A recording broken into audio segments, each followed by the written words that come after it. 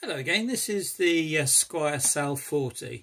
It was given to me by a fellow called Ian, and that was a nice little pick.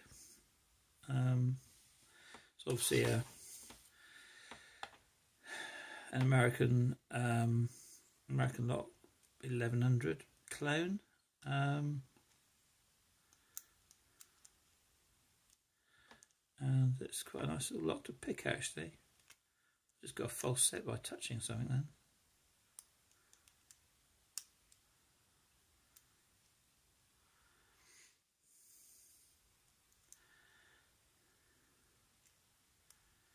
It's a funny lock to pick though. Here we go. Now you see when it's picked and you have to give it a good old bit of welly. I'm not going to gut it. I just wanted to get it picked on camera really. There you go folks. Thanks for seeing it. Cheers, bye.